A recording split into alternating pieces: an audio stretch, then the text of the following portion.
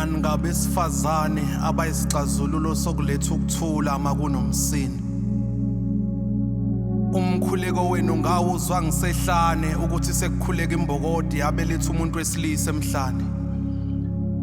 Ekubeni abahola abaqotho mina esihlalweni nganibeka ngoba inini nazo umzima bokusika kwey'nseka. Sathi singabantwana sidudana sona kodwa naqhubeka nasikhulisa nasifukamela nasigona. Ikhaya liyabanda maningekho banikazi bemfudumalo. Nibahle nizimbali zekhethelo nigolide ngaphansi kwenhlabathi yaseJericho. Thina singabesilisa kodwa siphelele masishoda ngani. Niyayidlala eyeni indima inini enikwazi ukunqoba empini noma kunzima. Niyasiduduza nisithulise masikhala ngakho ezimpilweni zethu akekho yovala eseni isikhala. Nina nimbokode engahlehli ningomama benkehli. KwaZulu siyabuhlonipha ubuhlakani bengqondo ecashe ngaphansi komshuqulo.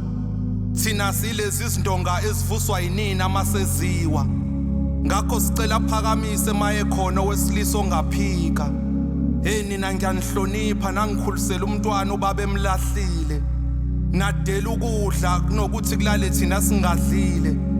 Mina ngiyamazi omunye umzukulu owafunda ngempesheni omunye ukhulu. Nisizathu esenza ikhaya lime. Nikwazi ukudonsa igeje nithathe ubhontshise ensimini nifike nilime. Asiqhubekeni ke maqhawekazi nomzabalazo ngoba emakhaya inini enikwazi ukuvala amahlazo. Izwe lethu malifa mhlambe liyovuswa yiwona lo mzimba ofihlwe ngaphansi kwephinifa.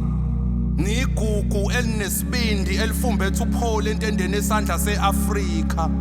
Kuthi angigiye ngisine mangimphambi komama bomkhuleko wangolosine. Nina ngiyanisaba usathane mayizohlanganana endleleni uyajika ngoba nihamba niphethe umkhuleko ngesandla. Ingakho mase nikhuluma thina sithula ngoba akekho empilweni ongaphikisana nomuntu wamfundisa ukucathula. Impi yokunqoba kokufezeka kwephupho lomuntu wesilisa ayilawuleki kalula imkhuleko yenu noma ingasekho eduze. Ndoda ubusisaba isiqalekiso esiphuma esandleni somuntu owaqhokisa inabukeni.